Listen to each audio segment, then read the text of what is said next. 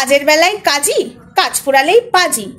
তাই একটা কথা মাথায় রেখো, কাউকে ভেবো না ছোট। একটা পিঁমড়ে ছোট হলেও কামড়ালে কিন্তু খুব জ্বলন। তাই পিঁমড়েটাকেও ছোট ভেবে হেও করো না, সবাইকেই প্রয়োজন পড়ে। হ্যাঁ, বাস্তব জীবনে অনেক কিছুই দেখতে পাই, অনেক কিছুই ঘটে। তবে একটা কথা বলি, শোনো তোমরা। এই যে কথাটা বলেছো যে সঙ্গীতা চক্রবর্তীর পেছন পেছন ঘুরছি, নিজের তো কোনো ক্ষমতা নেই, সঙ্গীতা চক্রবর্তীর পেছন পেছন ঘুরে নিজের পিঠ বাঁচাচ্ছি। আমি বলতে চাই, করলামটা কি? আমি পিঠটা সঙ্গীতা চক্রবর্তীর পেছন পেছন ঘুরে আমি বাঁচাচ্ছি। Point to be noted. আমি করলামই বা কি? আমার পিঠে কি আছে? আর সঙ্গীতার পেছন পেছন মানে আমাদের দিদিভাইয়ের পেছন পেছন ঘুরে নাকি আমি আমার পিঠ বাঁচাচ্ছি। এই কথাটা বলার মানেটা কি? Point to be noted. বন্ধুরা, এই পয়েন্টটা নোট করো। আমি নাকি সঙ্গীতাদির পেছন পেছন ঘুরে নাকি আমার পিঠ বাঁচাচ্ছি। আমি করেছিটাই বা কি অন্যায়? শোন, আমার যদি কিছু কোয়ালিটি না থাকে তাহলে আমি এখানে কাজ করছি কি করে? সবার ফার্স্টে আমি আমার নিজের কথা বলবো। আমি এখানে আমার কারোর পরিচয় বড় হতে আসিনি, না আমার ফ্যামিলির পরিচয় দিয়েছি, না আমি আমার বরের পরিচয় দিয়েছি, না আমার বাবার পরিচয় দিয়েছি, না আমার শ্বশুরবাড়ির কারোর পরিচয় দিয়েছি। এখানে আমি আমার নিজের পরিচিতি তৈরি করেছি। রইল বাকি সঙ্গীতাদির সঙ্গে আমরা কাজ করছি, সবাই কাজ করে, ঠিক আছে? তোর সঙ্গে যেরকম কিছু মানুষ কাজ করে হদল করে নাক ডাকে, ঠিক আছে, গাড়িতে বসে।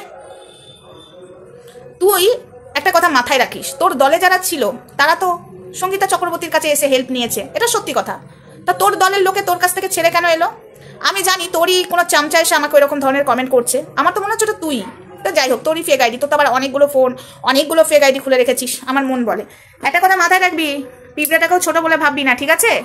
পিঁপড়েটাও কামড়ালে খুব জ্বলন ধরে। তুই তো কাজের সময় কাজই, কাজ ফুরালে পাজি। তোর দলের লোক মানে তোর সমাজ সেবিকার দলের লোক, ঠিক আছে, দলের লোকেদের কাজ করিয়ে নিস, তারপরে লাথি মারিস, ঠিক আছে?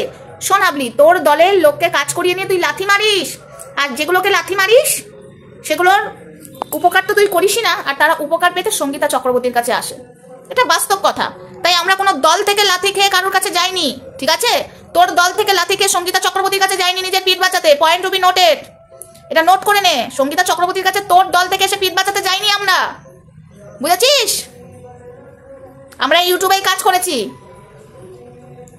আজকে দিদিভাইয়ের সাথ দিচ্ছি এই কারণে, দিদিভাই কি করেছে না করেছে আমরা সোশ্যাল মিডিয়ার সবাই দেখেছি, বুঝেছিস? আজকেও তুই ওই কার্ডের কথাটা বললি, ওই কার্ড পাওয়ার জন্য। এই কার্ড পাওয়ার জন্য দরকার পড়ে না, ঠিক আছে? আমাদের যোগ্যতা আছে তাই আমরা কাজ পেয়েছি, আমাদের যোগ্যতা আছে তাই এই সংগঠনে কাজ করছি। আশা করি বুঝতে পারছিস হাবলির চামচার আর হাবলিরা বলছি, হাবলি বুঝতে পারছিস? তাই ফার্দার এসব কথা বলবি না, আর কাউকে ছোট ভাববি না, বুঝেছিস? কাউকে ছোট ভাববি না। একটা পিঁপড়েরও না ক্ষমতা আছে, তোর নিজের যোগ্যতা আছে কিছু। সমাজসেবা যদি করতিস ভালোভাবে তাহলে জেলে থাকতিস না। তো তো থানাতে মানে লাল কালির দাগ আছে, আমাদের দেখাই তো কোথাও লাল কালির দাগ আছে নাকি? সবার ফার্স্টে আমি তোকে একটা কথা বলি, যা দেখায় আমাদের লাল কালির দাগ আছে নাকি কোথাও, না আমি কোথাও জেল খেটে এসেছি, যা দেখায়। না কারোর কাছ থেকে টাকা মেরেছি, কেউ একটা বলুক দেখি, প্রমাণ দিয়ে কথা বলুক দেখি। দরকার পড়ে না সোমার, ঠিক আছে? সোমার কারোর কাছ থেকে টাকা মেরে ভাতের হাড়ি চাপাতে হয় না। সোমার বর ইনকাম করে, সোমার পরিবার ভিখারি পরিবার নয়। আমি আজকে বলতে বাধ্য হচ্ছি, যে কথাগুলো বলছিস না একটু ভেবে কথা বলবি। সোমার পরিবার ভিখারি পরিবার নয়, আশা করি বুঝতেই পারিস। মানুষের আদব কায়দা দেখেও বোঝা যায়, যেরকম তোকে দেখে বোঝা যায় তুই ভিখারি নস। হ্যাঁ, একটা টাইম তুই ভিখারি ছিলিস, কিন্তু তোকে এখন দেখে মনে হয় না যে তুই ভিখারি, কারণ লোকের পেছন মেরে তুই গয়নাগাটি বানিয়ে নিয়েছিস সাগরের। হ্যাঁ, আমি গয়না পরি না বলে, আমি সোনার জিনিস পরি না বলে যদি কেউ ভাবিস ভিখারি, এটা ভুল কথা। আমি মনে করি এই সমাজে কেউ বড় লোক নয়, কেউ ভিখারি নয়, সবাই সমান। আমরা কিছু নিয়ে এসেছি জন্মাবার সময়, আমরা জন্মাবার সময় কিছু নিয়ে এসেছি একা, যাবো একা, সঙ্গে যাবে কিছুই না। একটা জিনিসই যাবে, দুটো তুলসী পাতা চোখে আর হরে কৃষ্ণ নাম, আর কিচ্ছু যাবে না। তাই অহংকার করি না। কিন্তু তোরা এই কথাগুলো বললি বলে বললাম। আমার কারোর টাকায় ভাতের হাড়ি চাপে না, আমাকে কারোর ভরসায় পড়ে থাকতে হয় না। আশা করি বুঝতে পারছিস। তুই যেটা বলতে চাইছিস, তোর চামচারা যেটা বলতে চাইছে, মানে এটা বলতে চাইছে যে সঙ্গীতা চক্রবর্তীর পেছন পেছন ঘুরে আমাদের ভাতের হাড়ি চাপে। আমার মনে হয় সঙ্গীতা চক্রবর্তীর দলে যারাই আছে তাদের যোগ্যতা আছে ভাতের হাড়ি চাপাবার নিজের ইনকামের টাকায়, ঠিক আছে? হয়তো তোর দলে যারা আছে তারা মনে হয় তোর পেছন পেছন ঘুরে চিটিংবাজি টাকায় ভাতের হাড়ি চাপায় 500 টাকার পাওয়ার লোভে, বুঝেছিস? আমি যেটা বলি একদম ডাইরেক্ট বলি, আমার ইনডাইরেক্ট বলার ক্ষমতা মানে কি বলতো মানসিকতা নেই, যা বলার ডাইরেক্ট বলবো, বুঝেছিস? তুই যেমন বললি না আমার চ্যানেলের মালিক আমি, এই তো শোন, আমারও মঞ্চির মালিক আমি, আমার চ্যানেলের মালিকও আমি, আমার জীবনের মালিকও আমি না, সরি, আমার জীবনের মালিক ভগবান। উনি আমাকে রেখেছে, এটা আমি বলতে পারবো না জোর গলায়। উনি আমার রেখেছে, উনি আমাকে নিয়ে নিতে পারে। আমার যেটা মন চাইবে আমি সেটা করবো, আমাকে কেউ জোর করে কোনো কাজ করাতে পারে না। আর সঙ্গীতা চক্রবর্তী আমাকে বলবে তারপর তোকে নিয়ে বসবো, কেন? আমার কি চোখ নেই, আমার কান নেই, আমি বুঝতে পারছি না কোনটা ভুল কোনটা ঠিক? উনি আমাকে শিখিয়ে দেবে তারপরে আমি বলতে বসবো? এরকম কথা আমি জাস্ট ডাস্টবিনের মুখেও শুনেছি। শোন, উনি বললে আমি বসবো এটার কোনো মানে নেই। আমি দেখতে পাচ্ছি কোনটা ভুল কোনটা ঠিক, কোনটা ভালো কোনটা খারাপ সেটা বলার ক্ষমতা আমি রাখি। হ্যাঁ, কিছু কিছু ক্ষেত্রে না আমি চুপ করে যাই, আমার ভালো লাগে না সেগুলো নিয়ে ঘাটতে, কিন্তু কিছু কিছু ক্ষেত্রে দেখি না বললেই নয়। এই যে আজকে আমার আরও অনেক কথা বলার ছিল, কিন্তু ভিডিওটা অনেক বড় লেন্দি হয়ে যাবে। তো যাই হোক, ভিডিওটা রাত্রেবেলায় যাবে বন্ধুরা। ভিডিওটা আমি এখন করে রাখছি, সন্ধ্যে 6:30 বাজতে। এরকম বজরং বলি দিয়ে হচ্ছে, শুনতেই পাচ্ছ ঢাক বাজছে। তো যাই হোক, অনেক কথাই বলছে অনেকেই, আমার নাকি ভাতের হাড়ি চাপে ওনার পেছন পেছন ঘুরে। আমার বর কি বেকার? আমার বর কি তোর বরের মতো ওই যে তুই লোকের সংসার জোড়া করার নাম করে টাকা নিয়ে এসে তোর বর সুদে খাটায়, তোর টাকায় চলে, তোর টাকায় নেশাটাও করে? শোন, আমি যদি ইউটিউব নাও করি, আমি যদি ঘরে বসেও থাকি, আমার বর আমাকে খাওয়াতে পারবে। আমি ইউটিউবটা ইনকাম করার জন্য আসিনি। হ্যাঁ, এখন ইনকাম হচ্ছে বলে মজা লাগছে, চলো ইনকাম স্টার হলে কার না ভালো লাগে।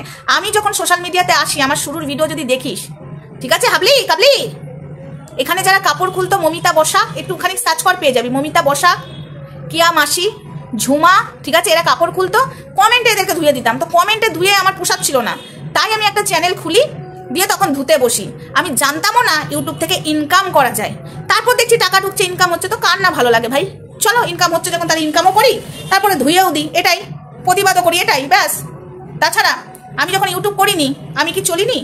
না আমি খাইনি? না আমি রাস্তায় বাটি নিয়ে ভিক্ষে করতাম? রাস্তায় বাটি নিয়ে কি ভিক্ষে করতাম? আরেকটা কে জানো কি বললো ওটা, হ্যাঁ আরেকজন বলেছে দাঁড়া সঙ্গীতা চক্রবর্তী লাত মারবে, সেই জায়গাতেই বসে পড়বি। কোন জায়গায় বসে পড়বো? সঙ্গীতা চক্রবর্তী লাত মারবে তুই কি করে জানলি? কি করে জানলি সঙ্গীতা চক্রবর্তী আমাকে লাত মারবে, আমি সেই জায়গায় বসবো? মানে সেই জায়গাটা কি? আমি কি আগে ভিক্ষে করতাম? তুই তোর আগের জায়গায় বসবি। আগের জায়গাটা মানে বুঝলাম না হাবলি, একটু বলতো আগের জায়গাটা মানে কি? আমি কি আগে বাটি পেতে ভিক্ষে করতে বসতাম? হ্যাঁ, আর সঙ্গীতা চক্রবর্তী লাতটা কেন মারবে আমায়? লাতটা কেন মারবে? তুই এত বড় কথাটা বললি, নিশ্চয়ই তো কোনো ব্যাপার আছে, বল লাতটা কেন মারবে? আজকে না তোদেরকে ব্লক করে দিয়ে আমি খুব খুশি হয়েছি। তোদেরকে কমেন্ট বক্সে আমি রেখে দিয়েছিলাম যে না থাক চলো ব্লক করবো না। তোদেরকে কমেন্ট করতে দিয়েছে হাবলি 500 টাকা করে পাস, তোদের সেই টাকাটা মার যাবে আমার জন্য, কিন্তু আজকে ব্লক করে শান্তি পেয়েছি। একটুখানি বলবি তো হাবলি, এগুলো তো তোর বলা কথাগুলোই তোর ভিউয়ার্সরা বলেছে, একটু বলবি। তোর চামচাগুলো বলেছে আমি আগের জায়গায় আমাকে বসিয়ে দেবে লাত মারলে, মানেটা একটু প্লিজ বলবি, এটা আমার জানতে ইচ্ছা করছে। তো যাই হোক বন্ধুরা, ভিডিওটা অনেক বড় হয়ে গেল। হাবলিকে উত্তর জানি না, আমি তো এখন 6:30 ভিডিওটা করছি। যদি লাইভে আসি এই ভিডিওটার আগেই উত্তরটা ওকে আমি ভালো করেই দেবো লাইভে, আর যদি না আসে এই ভিডিওটাই থাক। মন মেজাজ একদম ভালো নেই, শরীরটা ঠিক নেই, তারপরে প্রচুর সংসারে কাজ। তো যাই হোক, এই দেখো না, দুদিন আগে দেওয়া মানে অসহায় মানুষকে রান্না করে খাবার দেওয়ার ছিল, তো সেটাও করতে পারলাম না, শরীরটা ঠিক দিচ্ছে না। শোন, একটা কথা বলে রাখি হাবলি, তুই তো ওই 5 টাকা দামের বিস্কুট দিস আর নিজের নাম কামাস ভিডিও করিস, আমরা সেটা করি না, ঠিক আছে? আমরা সেটা করি না। আমার মনে হয় মানুষকে এমন খাবার দেবো যাতে পেট ভরে। আমি তো ভিডিও করতামই না, এই রিসেন্টলি ভিডিও করছি। আর একটা কথা শুনে রাখ, তুই যে কথাটা বললি যে সঙ্গীতা চক্রবর্তীর পেছন পেছন ঘুরছি নিজের পিঠ বাঁচাবার জন্য, শোন তুই ভালো করে জানিস সঙ্গীতা চক্রবর্তীর সংগঠনে যোগ হওয়ার আগে আমি একটা ইউটিউবার। আর একটা কথা শুনে রাখ, আমি কি মানে কোন দলের কি কাজ করতাম সেটাও হয়তো তুই ভালো করে জানিস, ঠিক আছে? আর একটা কথা বলছি, কাজ করতাম না, আমি এখনও সেই দলেই আছি, কাজ করি, নিষ্ঠাভাবে কাজ করি, আর মানুষ আমাকে ভালোবাসে, বুঝেছিস? বুঝেছিস? আর আমার পিঠ বাঁচাবার কিছু নেই। আমি তোর মতো অন্যায় করিনি, 12 দিন জেল খাটিনি, তোর মতো জেল খাটা আসামি নই, তোর মতো একটা মেয়ের চুল কেটে বেড়ায়নি, ঠিক আছে? তোর মতো লোকের কাছে টাকা চুরি করতে যে মার খায়নি, তাই আমার পিঠ বাঁচাবার দরকার নেই। তার মানে তুই বলতে চাইছিস যে কেউ অন্যায় করলে সঙ্গীতা চক্রবর্তীর কাছে আসে পিঠ বাঁচাতে? হ্যাঁ, কেন? মানেটা কি? এই কথার উত্তরটা দিবি তুই, ঠিক আছে? যত সব, চলো টাটা বাই বাই, সবাই ভালো থেকো, সুস্থ থেকো, দেখা হচ্ছে নেক্সট ভিডিওতে। শোন, নিজের বাজনা আমি কোনোদিন বাজাই না, নিজের বাজনা আমি এখানে কোনোদিন বাজাই না। এটা দেখছিস আজকে একটু বলে এটা, এখানে দেখতে পাচ্ছিস 6টা সেলাই পড়েছিল, এটা ভাঁজটা দেখছিস? তাহলে জানিস একটা মেয়েকে, তখন তোকেও আমি চিনতাম না, আমি কাউকে চিনতাম না, সবে আমি ইউটিউব খুলি, তার আগে আমি অলরেডি কাজ করতাম ইউটিউবের আগেও, আমি অলরেডি মানুষ হয়ে মানুষের পাশেই দাঁড়াতাম, ঠিক আছে? তো একটা মেয়েকে বাঁচাতে গিয়ে তার স্বামী আমার মাথায় বাঁশের বাড়ি মেরে দেয়, সেই বউটাকে পিটাচ্ছিল, মানে একটা মেয়েকে মানে তার বরটা পিটাচ্ছিল, সহ্য করতে না পেরে মেয়েটাকে বাঁচাতে গেছে নিজে, এই যে মাথায় বাড়ি পড়ে গেছিলো। কোনোদিন দেখেছিস বাজনা বাজাতে? তুই তো, আমি সংসার জোড়া লাগিয়েছি, আমি এত লোকের সংসার জোড়া লাগিয়েছি, সেদিন আমি সেই রাতে মেয়েটাকে বাঁচিয়েছি, ঠিক আছে? সেদিন রাতে সেই মেয়েটাকে বাঁচিয়েছি, তাই বলে জোর করে মেয়েটা আমরা সবাই মিলে সবাইকে ডেকে এনে জোর করে মেয়েটাকে স্বামীর সাথে সংসার জোড়া লাগায়নি। কেননা আজকে হয়তো ভালো হয়ে যাবে, 2 দিন বাদে আবার মেয়েটাকে মারবে, মেয়েটার জীবন চলে যাবে। সেটা ভেবে একদম পুরো ছাড়পত্র করে রইল অমন স্বামী, ছাড়পত্র করে মেয়েটাকে তার বাড়িতে মানে একদম ঠিকঠাক করে দিয়ে এসেছিলাম, বুঝেছিস? সেই মেয়েটা এখন নার্সের চাকরি করে, আর বিয়ে থাওয়া করেনি, নার্সের চাকরি করে, ট্রেনিং নিয়ে নার্সের চাকরি করে। আজকে এইটুকু বললাম, বুঝেছিস? চলো বন্ধুরা, টাটা।